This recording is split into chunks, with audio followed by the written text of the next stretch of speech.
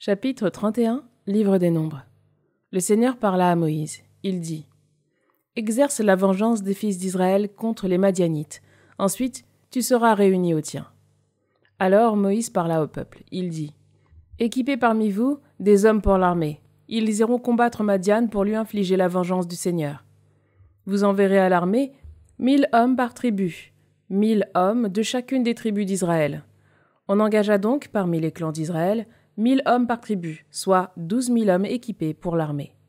Moïse envoya donc à l'armée 1000 hommes par tribu et, avec eux, Pinas, fils du prêtre Éléazar. Celui-ci se joignit à l'armée, ayant apporté de main les objets du sanctuaire et les trompettes pour accompagner les ovations.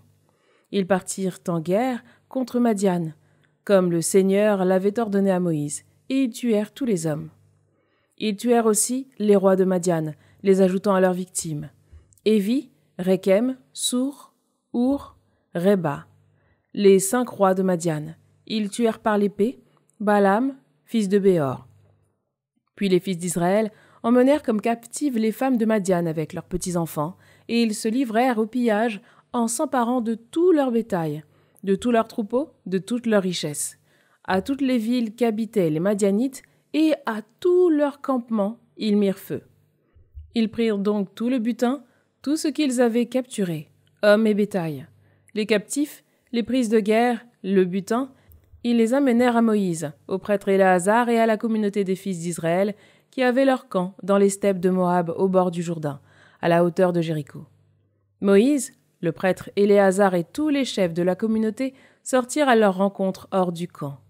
Moïse s'irrita contre les commandants des forces armées, officiers de milliers, officiers de centaines, qui revenaient de cette expédition guerrière. Il leur dit : Vous avez donc laissé vivre toutes les femmes ?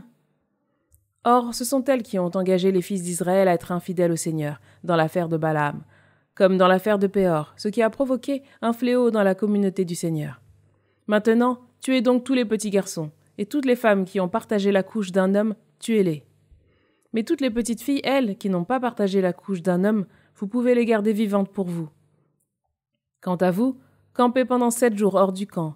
Que vous ayez tué quelqu'un ou touché un mort, tous vous vous purifierez le 3e et le 7e jour, vous et vos captifs. De même, tout vêtement, objet en peau, ouvrage en poil de chèvre, objet en bois, vous les purifierez. Le prêtre Éléazar dit aux hommes de l'armée qui étaient allés au combat : Voici la disposition de la loi que le Seigneur a prescrite à Moïse. L'or, l'argent, le bronze, le fer, l'étain, le plomb.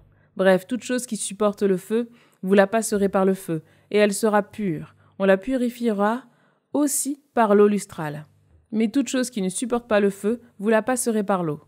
Vous laverez aussi vos vêtements, le 7e jour, et vous serez purs. Après quoi, vous rentrerez dans le camp. Le Seigneur parla à Moïse, il dit : Toi, le prêtre Éléazar et les chefs de famille de la communauté, vous ferez le compte de ce qui a été pris ou capturé, homme ou bétail. Ce qui a été pris, tu le diviseras en 2 parts, l'une pour ceux qui, mobilisés, sont partis au combat, et l'autre pour toute la communauté. Sur la part des hommes de guerre, qui sont partis au combat, tu prélèveras une taxe pour le Seigneur. Elle sera d'un être vivant sur 500, qu'il s'agisse d'hommes, de bœufs, d'ânes ou de moutons. Vous la prendrez sur la moitié qu'ils ont reçue, et tu donneras au prêtre Éléazar ce qui a été prélevé pour le Seigneur.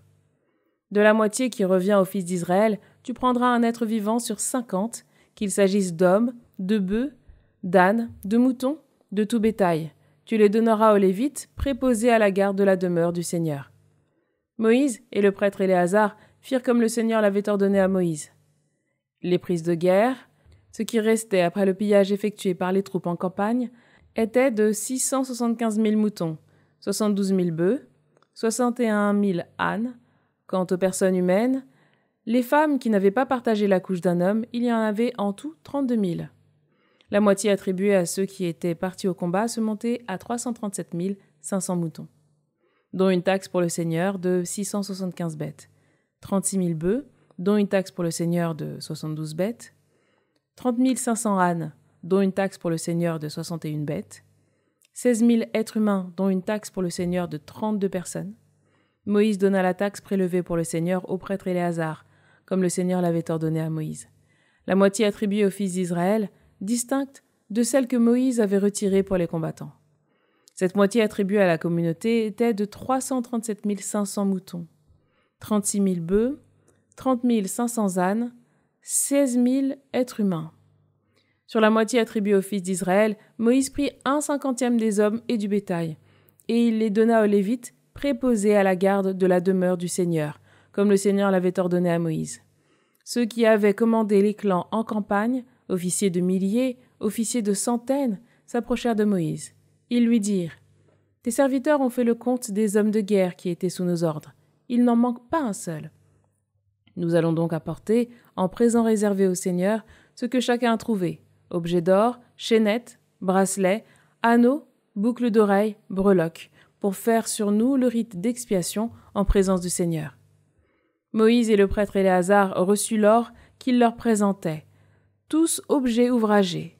Tout cet or, part prélevé pour le Seigneur, faisait 16 750 cycles, provenant des officiers de milliers et des officiers de centaines. Les hommes de l'armée avaient pillé, chacun pour soi. Moïse et le prêtre Éléazar reçurent l'or des officiers de milliers et des officiers de centaines. Ils l'apportèrent dans la tente de la rencontre pour servir de mémorial aux fils d'Israël en présence du Seigneur.